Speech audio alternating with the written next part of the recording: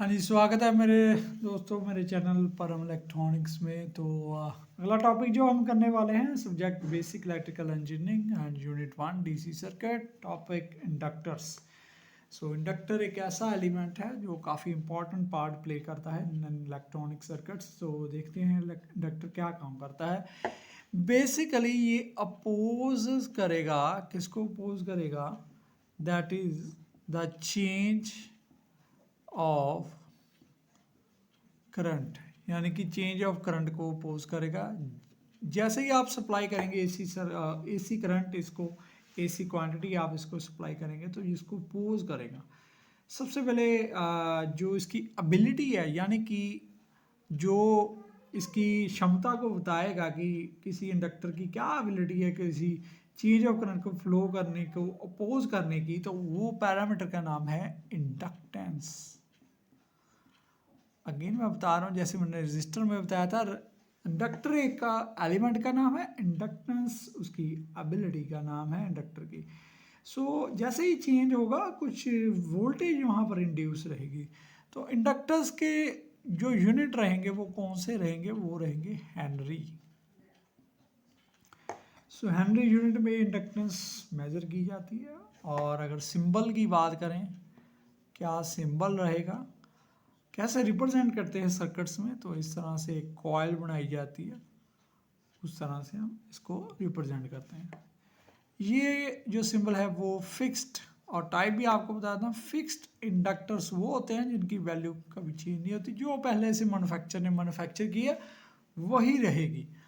अगर सिंबल कुछ इस तरह से रहे, कॉइल बना के और उसके बीच एक एरो बना देंगे, तो वो हमारा रह जाएगा वेरिएबल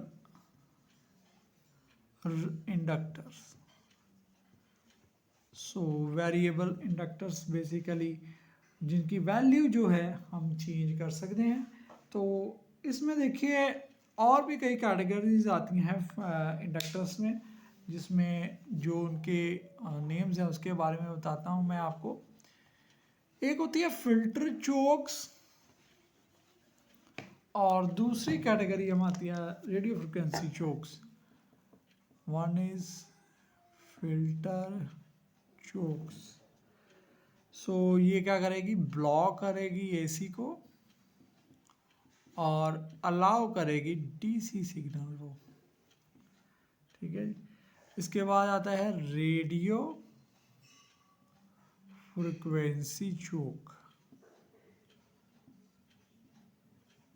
रेडियो फ्रिक्वेंसी जो एयर कोर इसको बोलते हैं, यानी कि जो इसके कॉइल होती है, एक्चुअली क्या होता है कि एक रोड के ऊपर हम कॉइलिंग करते हैं तो वो इंडक्टर बनता है। अब कई बार अगर रोड नहीं है, इसके अंदर जो कोर इसको बोलते हैं, कोर नहीं है, तो खाली अगर ऐसे आपकी कॉइल है तो वो जो रहेगी वो एयर कोर रहेगी, यानी कि उसमें कुछ भी नहीं है तो एयर है। Air core radio frequency inductor हम बोलते हैं। और उसका सिंबल की बात, सिंपली इसको इसी तरह से रिप्रेजेंट किया जाता है। वेरिएबल इंडक्टर के बारे में बता दिया। हाँ, इसमें जो वोल्टेज इंड्यूस रहेगी, जो सेल्फ, जैसे चेंज ऑफ करंट अगर आप अप्लाई करते हैं तो एक ईएमएफ प्रोड्यूस करेगा, उसका नाम होता है सेल्फ इंड्यूस्ड ईएमएफ। जो कैसे प्रोपोर्शन करेगा? वो प्रोपोर्शन करेगा rate of change of current के।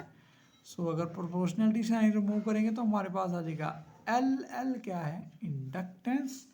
और इंडक्टेंस की वैल्यू हमारे पास आ जाएगी E/di/dt। तो इस तरह से हम एल की वैल्यू जो है निकाल सकते हैं। और इस तरह से जो है डी/dt भी अगर ना हो तो और भी कई पैरामीटर्स होते हैं जिससे हम एल की वैल्यू निकाल सकते हैं। ये था टॉपिक इंडक्टर के बारे में कि इंडक्टर क्या है, इंडक्टर कौन सी टाइप्स का है। तो सिंपल चीज़ करेंगे, उससे आगे बढ़ते जाएंगे। इसी तरह से अगला टॉपिक जो है कैपेसिटर का, वो डिस्कस करेंगे। अगर आपको ये वीडियो अच्छी लगी है तो प्लीज़ लाइक एंड शेयर करें। Thank you very much.